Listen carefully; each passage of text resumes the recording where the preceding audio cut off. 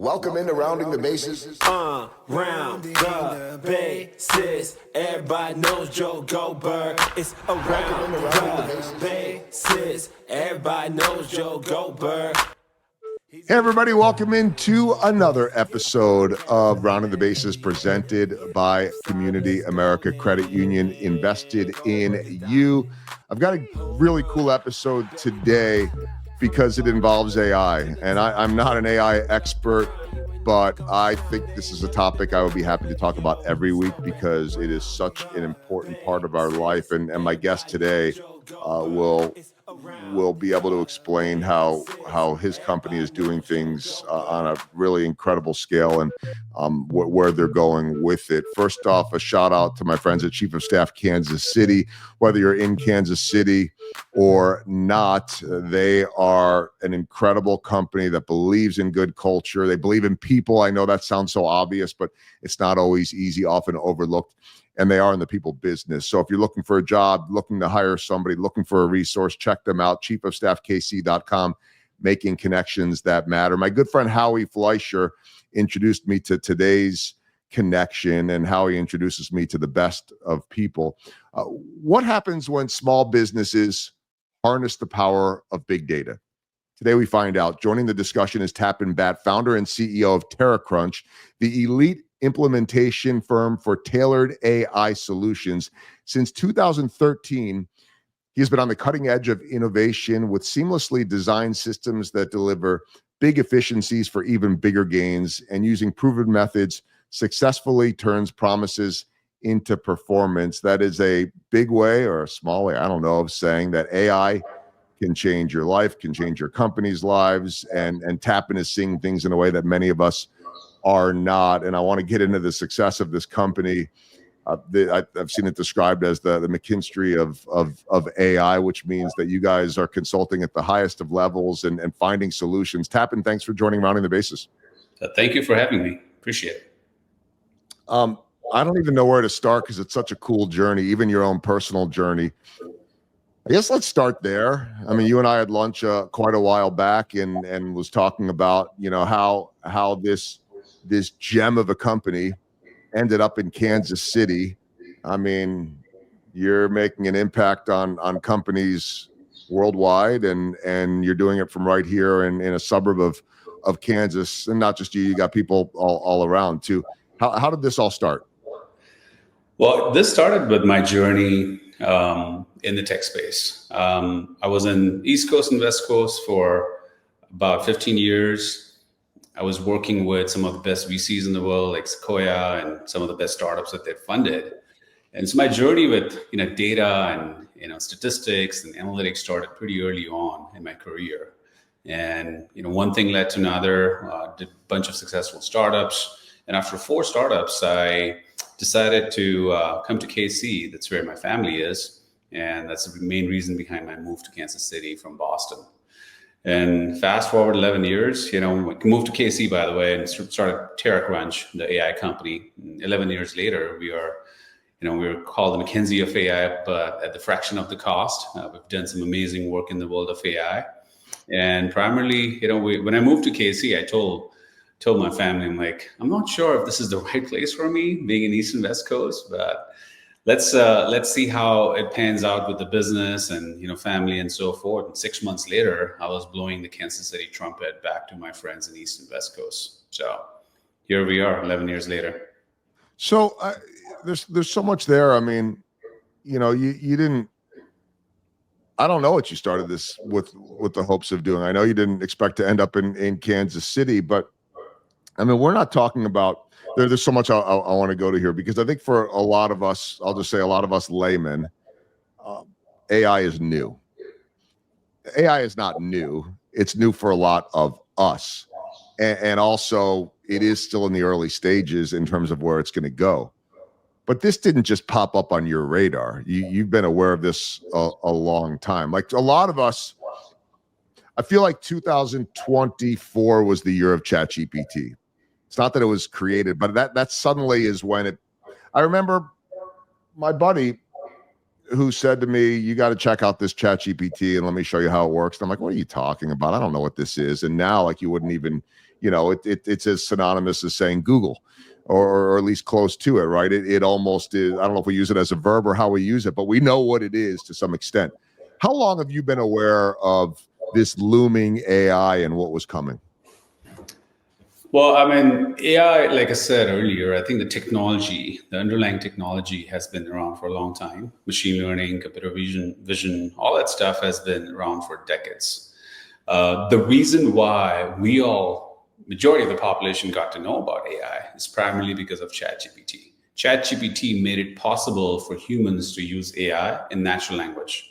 So now you can ask a question and get answers in natural language form. And that fundamentally changed how AI is consumed and used. And then obviously the improvements and the innovation we have seen on GPUs over the years and compute power that has really led to what ChatGPT is today, and a bunch of others like Llama and Gemini and a bunch of other tools. Mm-hmm.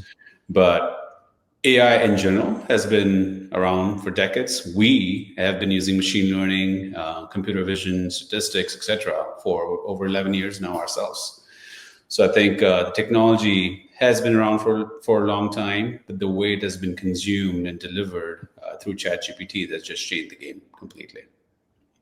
Yeah, I mean, all of us have now learned, well, on different levels, right? I mean, I find that I'm an amateur, right? I'm the guy that I'm like.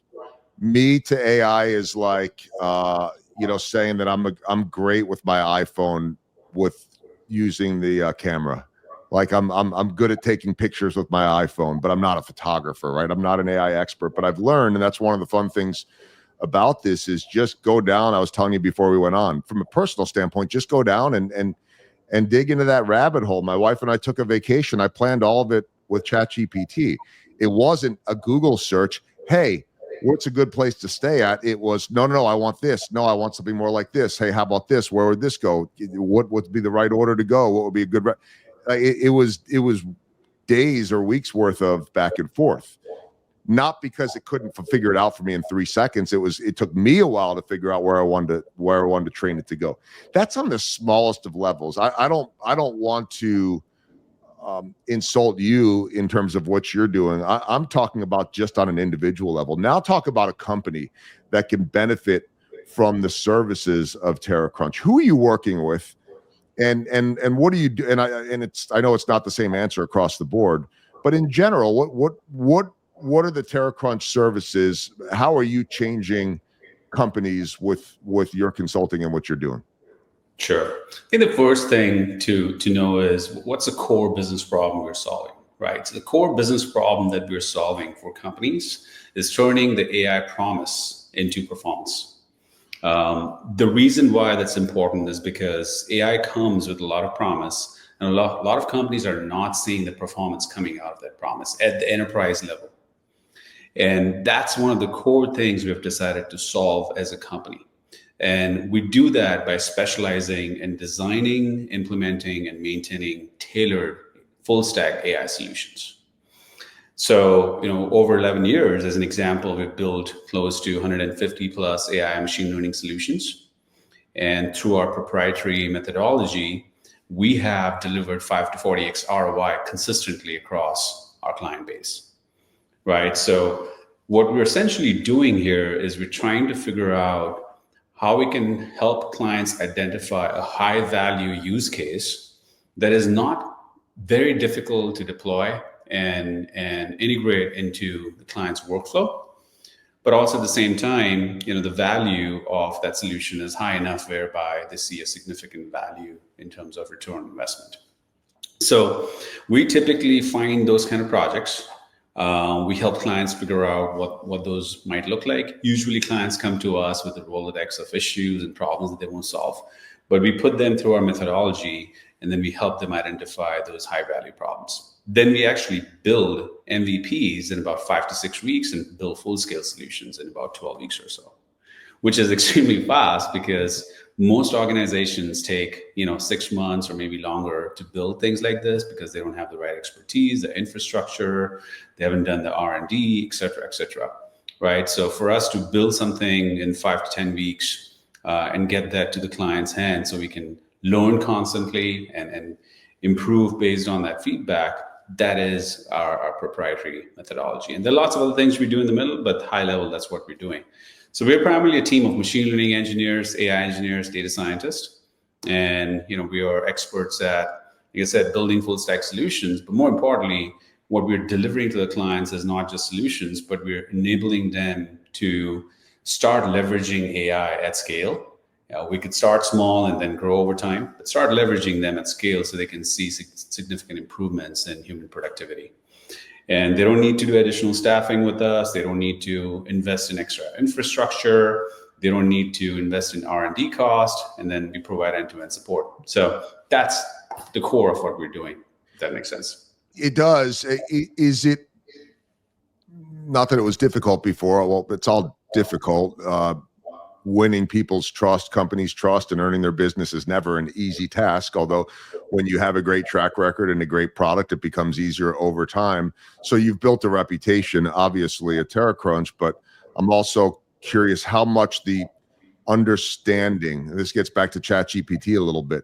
You're not building them, you're not getting them ChatGPT or just some ChatGPT chatbot. It's at a much higher level. But does the introduction, the normalcy of the ChatGPTs and Gemini and some of these services help it land on the radar that makes them understand, wait a minute, I do need to do something here that maybe they didn't know they needed before? Is that helping at all in terms of the branding, so to speak?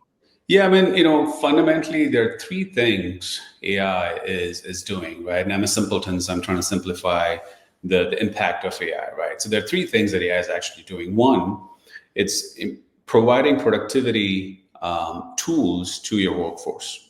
So if you have 100, 200, 300,000, 10,000 people, you give these productivity tools that are customized to whatever it is that these guys are doing on a day-to-day basis that helps them increase their productivity. It's really helping them produce more in a much lesser time frame. Right. So the first application of AI is increasing productivity. The second one is creating intelligence from data to support business decisions. So this could be any kind of intelligence. Hey, I need to increase my customer base. I need more customers for my business. How do I do that? Well, we can apply AI and machine learning and create intelligence from your data so you can personalize your marketing campaign and marketing outreach. You can decrease churn, you can increase customers, you can do cross-sell, upsell, all that good stuff, right? So that's an example of using AI to create intelligence for decision support. And I would say the third one is, a combination of efficiency gains and also automation. So there's a lot of tasks that we do on a regular basis. They're manual, repetitive. You're doing day in, day out, which a machine can easily do and do it more cost effectively and free up your time to do other things. So that's a third genre of where AI is applied. So if you think of corporations, right, that's where they're trying to see where the biggest impact of AI is. And as the corporation size gets bigger and bigger, the biggest impact of AI is definitely in providing AI tools to their employees to increase productivity. Because even if you increase productivity of an employee by 10%, well, 10% of one employee times 1,000 employees, that's a significant uptick. So I got to think too that you touched on this, that it's gradual. Like, you love to get them to the end, but really you just need to show them what that 10% looks like, right? You need to show them a little bit of how this works so they get a better understanding, if not how it works, what it looks like, the end result is, right? That there's got to be an incredible confidence for you there that you've got this, we'll call it a tool, but you've got this ability to design something that is guaranteed going to work. But how much do they need to see it to believe it? Yeah, I think one thing that has changed over the last few years is that the belief on AI has gone to the next level. Now it's not a question of, hey, but do I need AI for my enterprise or not? It's a boardroom level conversation. Everybody wants AI. They know they need AI. And then, like I said earlier, it's AI or die, right? So you have to figure out a way to leverage AI for your business across the board, or you'll be left behind. So Gone are the days when we used to go into a corporation and educate them on what AI can and cannot do. Now it's more about them coming to us and saying, "Here's the problem, a list of problems or use cases you want to solve for," and then we help them prioritize one or two and then get them started with. I've also seen organizations, again, going back to your question, the way they want to think about this problem is, they usually start with 2 or 3 different AI use cases at once. So it's not, hey, I want to do this one problem and solve this one problem with AI, and then we'll think about the next one. They're looking at bringing in 2 or 3 different proof of concepts or proof of values at the same time, because now you're multiplying your chances of success, because instead of 1, you've got 3. So even if 1 or 2 go into production and create impact, that could be a significant one. So I think the way organizations are now thinking about AI is like, what kind of CapEx or innovation fund can I put on this? And how can I magnify my impact through 4, maybe 3, maybe multiple proof of concepts or proof of values at the same time? Is there usually, whether they're all in from the start or they're hesitant, is there usually that light bulb moment where they get it? Yeah, I think it's the light bulb moment is not the right terminology here, because the way AI works is over several iterations. The value of AI is proven over several iterations. So the way typically the life cycle of AI progresses is you develop an MVP, get feedback from the client, then you build a full solution, get feedback, you move into production, constantly get feedback from the end users who are actually using and consuming the AI tool. And then over iterations, we get to a point where the tool is performing exactly what they were hoping they should be performing. And oftentimes, no one in the value system is 100% sure what they need. They have a high level of understanding of, here's what I need, here's what I can use. But then once you put the tool in front of them and they provide feedback and we go through iterations, that's when we really get the tool to the point where it provides significant value. So really, I maybe the answer to my question and a term that really didn't apply here is that there isn't necessarily a light bulb moment. It's a process. It's an ongoing process. Exactly. It is a process, and it's a process that is, again, from our perspective, we've defined this methodology over the years that has been fine-tuned and improved through lessons learned, mistakes made, things that we actually thought were not possible, which was our light bulb moment. One day we actually impacted a client and gave them a huge ROI. It was close to 40x based on their investment. That's when I realized this could be a game changer. This is before ChatGPT, by the way. And even then, it was so powerful. So yeah, it's definitely a process and less of a light bulb moment. Well, and I maybe it's like the equivalent of saying, hey, I want to learn a new language, and there isn't suddenly one day where like, I got it, right? I mean, it's just you're constantly learning and learning and learning and learning, and maybe you never stop. I don't know if that's the right analogy, other than the fact that I never going to have a light bulb moment in learning Spanish. I just hope I get a little better every single day, and I'm not sure that I do. But that I mean, just from my own personal AI experience, there are so many. There's no light bulb moment, but there's continued growth and exploration. That's true on the smallest and the highest levels. That's true for you guys. I wanted to ask you about that, because you have managed to build this powerhouse in TeraCrunch, but been able to keep it at the size I think that you want it, in the way that you want it, with a lot of temptation to go a lot bigger. You can do whatever you want with this thing. It is my impression of this too. How have you managed to grow this and keep it where you want it with the right people, and how have you found those people? Yeah, I think it's a great question. One, I have tried my best to stay away from a lot of lucrative offers from VCs, private equity companies, other strategic buyers to, 1, acquire us, 2, invest, and 3, merge us with some other companies. And I think I've tried to keep TeraCrunch separate and away from those things. We've been cash flow positive since year 2. We decided to grow organically. We decided to make sure that it's an employee-owned company. So employees have profit sharing, they've got equity stake in the company. Everybody in the company has that. So the culture is extremely different than what it would be if it were a PE-backed or a VC-backed company. In this case, we decide to pick our own projects. We decide what kind of projects we'll pick. And oftentimes it's best for the clients. That's how we pick the projects. But the value that TeraCrunch as a company is providing to its employee is very unique because one, people get to work on a variety of different AI projects, which they otherwise don't if they're working on this, if they're working for a company that's doing this one thing. Right? We do AI for a living, so we can offer 5 different types of problem solving opportunities to different data scientists and engineers through the year. And I think that's very exciting for them. And two, the pace at which they want to do projects, it's up to them. Sometimes they say, I want to do 10 projects a year. And some of these guys will say, I just want 3. And so we allow them to decide those things. And I think map that or match that with profit sharing and equity stake, it just creates for an amazing culture. So that has really been the reason why we've been able to attract some of the best talent and keep them for a long time as well. You'll be surprised how many times we have clients coming to us saying, hey, we started the project in-house, we had a few data scientists, and they left. And one of the biggest issues with this industry right now is engineers and scientists leaving the company after a very short time frame because somebody else is always dangling a bigger, better carrot.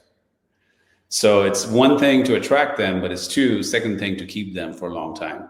And luckily, we've been able to do both, and our customers have been rewarded as a byproduct.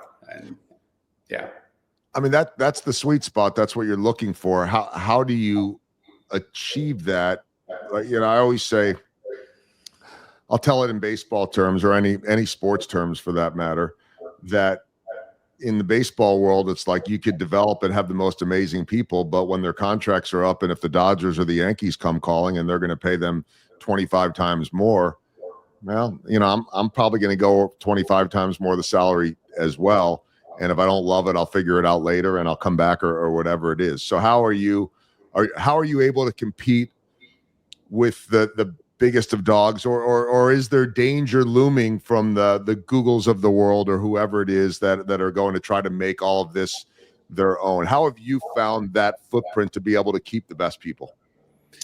Yeah, again, I think job security in a big company is an oxymoron these days. Google has been laying off people over the last few years in rounds. Amazon has laid off people and so forth. Meta has, and all the big companies have. So I think people have realized that just because it's a large company does not mean that my job is secure.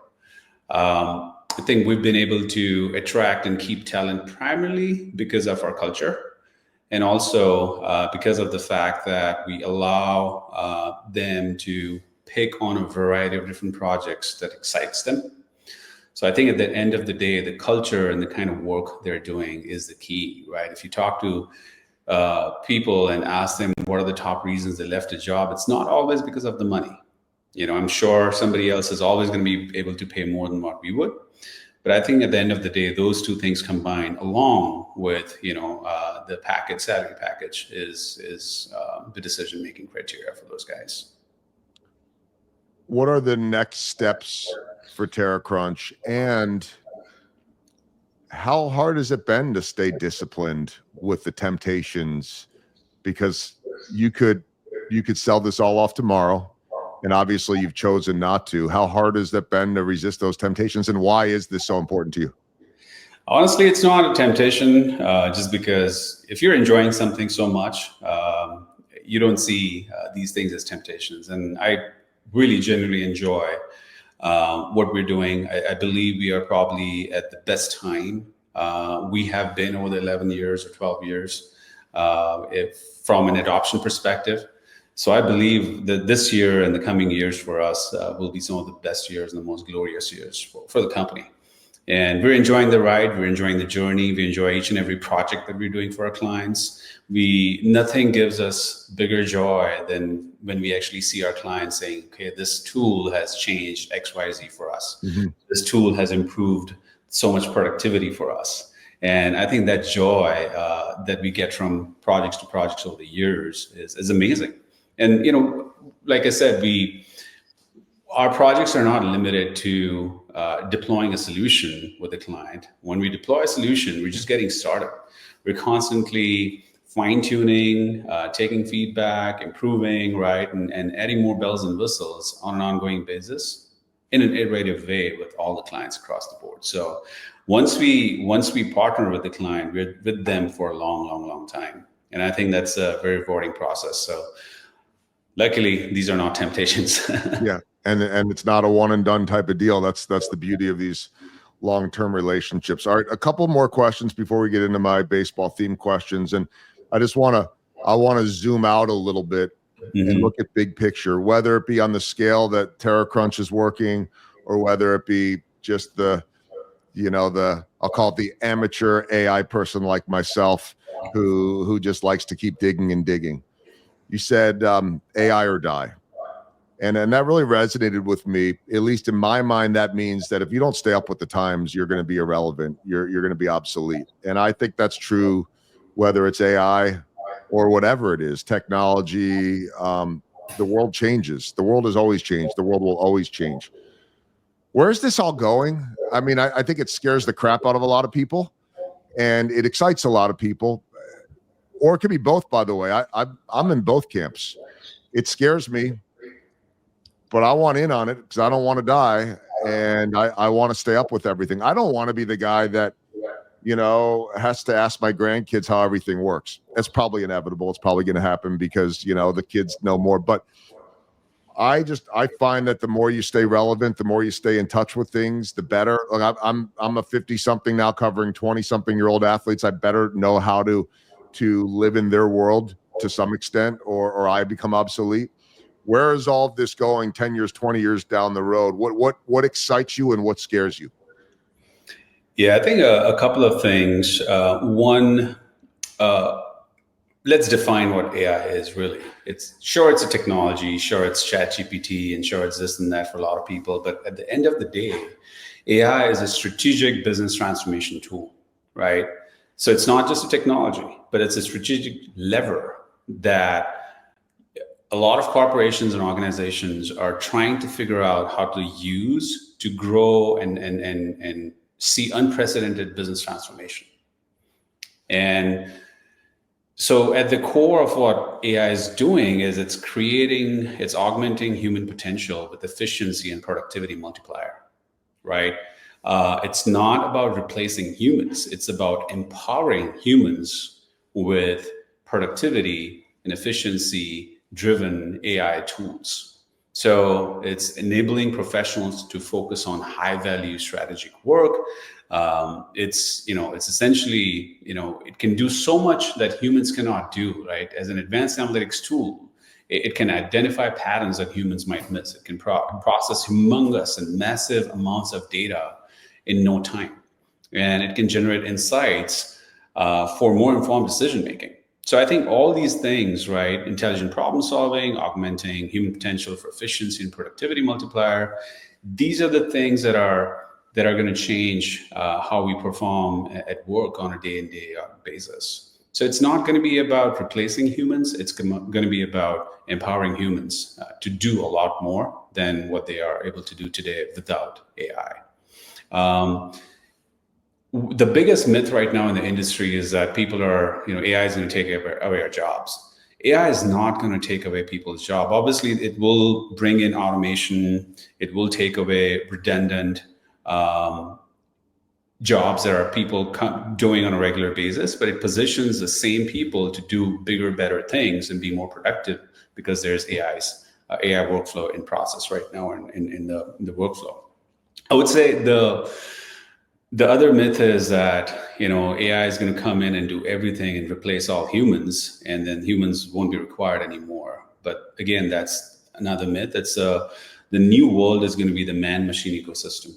And the man-machine ecosystem is where AI will do a lot of its things that we've talked about, and then humans will use their judgment, they'll use their creativity to improve overall outcomes and create a lot more innovations than we've ever seen. It's going to save millions of lives. It's going to bring amazing innovation in the world of healthcare and human sciences and so forth. It's just going to change how we have performed and produced in the last decade, or probably 2 decades or 3 decades. I think it's the human side of AI is equally important as much as the AI side of AI. Yeah. I think I've heard it said that AI is not going to replace you. Someone that knows how to use AI is going to replace you. Yeah, and our future is not on the technology itself, but on how thoughtfully we integrate this technology to solve meaningful problems, and how do we, the most exciting frontier isn't the algorithm, but it's the human imagination behind it. And I think we often forget that we are still humans that are actually developing this, and it's our imagination that's taking this to the next level. That's why when I was telling you before we went on, I said I'd love going down this rabbit hole. There aren't a lot of rabbit holes that are good for us because they take up your time, but this is one of imagination and creativity, and just I don't know where it's going. I enjoy that aspect of it, and there are a lot of dead ends along the way, right? And so you pick different ones and you keep kind of exploring. Okay, let's get to my baseball themed questions. In your relatively long career now, but still a lot of years left. What's the biggest home run that you've hit? What's been your biggest success? I would say the first home run and the biggest home run from my perspective. Again, we're a very client-focused company. We're 100%. Our goal and our mission is to help our clients achieve their goals and their mission with AI, right? So my game changer or the ultimate win has been first time when we launched this AI solution that delivered, about 30x ROI to a client. And we're like, wow, if we can produce this for one client, we can do the same thing for the next one and the next one, right? And we can really change how our AI solutions are impacting our clients' businesses. So yeah, it wasn't a project, it was definitely a game-changing moment that validated our proprietary approach to building and fine-tuning AI solutions. So, which we have been iterating and improving over the years. We made mistakes, we learned from our lessons, we actually did a lot of R&D in-house, and we did a lot of brainstorming and whiteboarding sessions, right? So it didn't just come one day and knocked our door. It was a process and a lot of perseverance of years of a bunch of engineers and data scientists in our company. But that was a huge moment for us. And I think since then, we've actually applied that to every single client of ours. And that's the reason why they've called us, McKinsey of AI, the fraction of the cost. So. Yeah, pretty cool. All right. How about a swing and a miss along the way? I'm sure there are many of them. You're not in your industry without them. What's a swing and a miss, and what did you learn from it? Yeah, early on in the career, I would say I once jumped in a project without fully dialing into the vision and of the client. And this misstep taught me the importance of setting up clear objectives and robust planning, even though we know we play in the gray, meaning oftentimes the exact scope and the deliverable is not defined. And we learn through those mistakes how to define those clearly, even in the gray. And now we make sure every project is carefully, mapped out before, swinging for the fences. Okay, and then the last one is small ball, the little things that lead to big results. I gave you a copy of the first book. Now, since you and I went to lunch, the second one is out, Small Ball, Big Dreams, and you're living your dreams now. But what is small ball? What are those little things that make those dreams happen at TeraCrunch? Yeah, and I really like this question because I think as a company, we are very hyper-focused on small things, the details. And we believe the devil is always in the details. So we spend a lot of time and effort in figuring out what are some of these details that will make iterative impact, and cumulatively it can create a huge ROI for our clients. So, quick iterations, MVP refinement, constant client feedback, things like this, right? These are small things, small balls, but they actually, when you add those up, it makes a much bigger cumulative impact. So just like in baseball, these small, smart plays add up over time, and it creates those big, impactful wins. The same concept. I love that. All right, let's hit 4 final questions as we round the bases. The first, and I love this. I'll go towards the theme of the new book, which came out in February, Small Ball, Big Dreams. I mean, for me, when I grew up, I wanted to be a television broadcaster talking sports. So it actually happened. However, I could not have told you that I was going to host pre and post game shows. They didn't exist. I could not have told you I'd be a sideline reporter. There weren't many of those. And I certainly did not think I'd be hosting a podcast because those didn't exist. That's obvious, right? Things change. I don't even know if podcasts will be a thing in 20 years, or for all I know, people will still be listening to you and I on this podcast. I don't know what it's going to look like. Take me to a young Tapan Bhatt growing up. What were the dreams? Wanted to be an athlete, actually. I wanted to play tennis. I grew up playing tennis in college. I used to play tennis here in the US in college as well. And then tore my ligaments, couldn't serve, cried like a baby. Dreams were shattered, didn't know what to do. And I saw what my friends were doing. And I joined the place where all my friends were. And that was the depth of decision making at that time.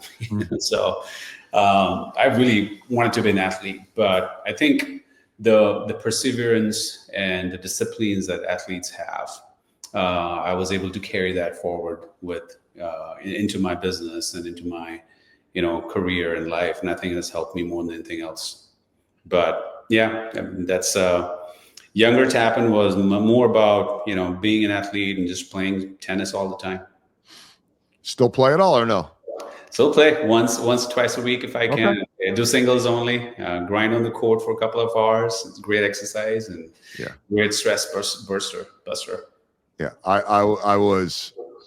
I couldn't, if I said I was a casual tennis player, that would be like really, I just would get out with a friend and, go to the neighborhood tennis court or whatever close by, and we would just go play and pretend to beat John McEnroe or something like that. I'm left-handed, but I never got any instruction or anything like that. Now I'm just an old guy that loves to play pickleball, and as long as I'm getting exercise, that's good for me. And I figured out pretty quickly I was not going to be a star baseball player or anything like that. So I guess everything works out with those dreams. Let me go to question number 2 now. In terms of your move to Kansas City, that was obviously life-changing too. I mean, you've got your wife, you're raising a family. What this is home. This has been home now for a really long time. What do you love about here? Quite a few things. It's funny, when I came to KC, I was really reluctant building a business here because I knew nobody. Except for family, obviously. And all my business connections were in the East and West Coast. And here I'm in smack in the middle of the country trying to figure out how do I grow a business locally. I was so pleasantly surprised that people here locally are very supportive of local companies and local businesses. And obviously, if you have something of value to provide, but I think overall, the culture here is phenomenal. People are, the Midwestern culture here is great. I think it struck my chord for sure, and it helped me in lots of different ways, and I connected to that culture very deeply.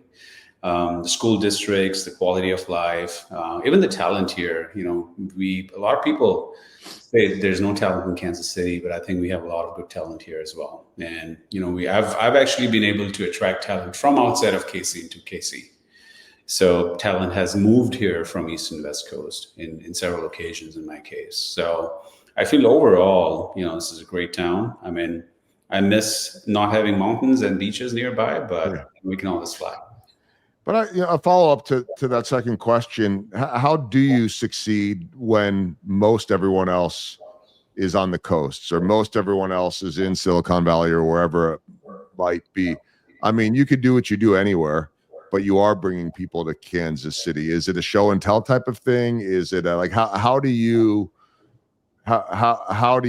succeed in a smaller place look, we've all been talking, those of us in Kansas City, about how it's on the rise and all these things, but it's not the coasts. And I don't know if it has to be either, by the way. I love the Midwest. I love where I'm at. But most people that you're bringing here have never been here before. They don't know. How do you do it? Yeah, I think give them a chance to check it out, right? I mean, just like when I moved, I thought I'll give myself 6 months, maybe a year, and see how it goes. I think once you come in, Kansas City is an easy button, right, from a lifestyle perspective. So people get used to it and they start loving it over time. So it's not been that difficult. But again, if you're single, it's different. But if you have a family, Kansas City is a very sticky place. All right, third question as we round the bases. I want to get back to this dreams thing a little bit, not yours or mine, but the younger generation that's coming up. And this Gen Z, or really start looking towards Gen Alpha. They've never known anything but ChatGPT and other versions, right? And so they are now growing up dreaming perhaps of working in this industry, about maybe coding, I'm amazed when I go into some of these schools. I might have a voluntary visit or something, read to a group or whatever, where they're taking these robotics classes and these coding classes, and I'm like, I don't even know what you're talking about. And so they have curriculum, and they are learning things and dreaming of jobs that, again, we didn't know existed. What's in store for this younger generation? Because it feels to me like they're going to be smarter than the one before them, and maybe that's always been the case. Frankly speaking, I would love to say I know what the future holds, but none of us do at this point. What I will say, though, is we live in this era of unprecedented information available on your fingertips. There's been nothing like large language models like ChatGPTs and Anthropic and Perplexity and all these different tools that we have available these days. One thing that I tell young students and kids and so forth is your ability to imagine something and your ability to ask questions is the most important thing right now, because the answers are there. You are a question away from whatever answer you need. And so the reason why you might not have answers to your questions is because you've not thought through those questions. So I think your ability to think through and being very inquisitive and constantly ask questions, right, whether it's ChatGPT or some other tool, I think that is the key to learning. And learning is going to create unprecedented growth, and it's going to create a lot of smart people. So I think now it's upon us and our kids and the next generation after that to figure out what are the right questions to ask, because the answers are there. It is so fascinating. That piece right there. I went with my word of the year. I don't always do that, and I'm not a resolution guy, but I just thought, well, let's see what. And my word of the year is curiosity. Just be more curious, and that's going to serve people really well. I mean, that's my challenge to myself, because if you're not curious, you're not going to find it. Very true. Very true. And yeah, it's being curious, being inquisitive, and just asking questions. Yeah, I love that. And my wife makes fun of me all the time. She's like, you're having full-on discussions with ChatGPT. I'm like, I am. It's not personal. I'm just trying to learn and get better and keep going and going. Okay, final question, the walk-off. Big picture now for TeraCrunch. Where do you want to see this thing in 10 years? I think 10 years from now, we definitely want to see ourselves as I wouldn't say leaders in AI, but specifically one of the biggest or one of the most impactful AI solutions provider out there in the country or in the world. And I think we're on a track to do that. We also want to focus on doing a lot of ethical work. I'm a big proponent of building ethical AI solutions. We used to have a little ethical advisory consortium here in KC, a lot of movers and shakers in that thing, and I was a part of that. And I think building ethical AI is going to be the key. Building transparent algorithms and having transparency around your solutions is also going to be the key. So I think over the years, I really want to see impact in a very positive way through ethical, transparent AI solutions. And I believe we have and will continue to do a lot of work in the healthcare space, because that's where we can see humongous improvements and changes. So, I sit on the board of St. Luke's Innovation Board as well, and that allows me to bring in a lot of impactful improvements and changes over the years. So, that's probably going to be our most important focus for the next 10 years. The website quite simply says 11 years of relentless innovation, 150 plus custom AI solutions built, delivering a staggering 5 times 40 time ROI, 540 time ROI. We turn AI promise into performance with full stack AI solutions. It's incredible. The website is TeraCrunch.com. It's one R in there, TERA Crunch, TeraCrunch.com. We'll have it in the show notes as well. It is groundbreaking stuff, not an overnight development, by the way. It's been quietly going on as the rest of us have been leading our lives and now changing the lives of others in healthcare and all businesses. So if you're interested, definitely reach out, and I highly encourage everyone to do that. Tapan, thanks so much for spending time today on Rounding the Bases. I'm so excited for what you guys are doing and excited to continue to watch. Well, thank you for having me here again, and I think this is a great conversation. Enjoyed our time. It's around the bases. Everybody knows Joe Goldberg.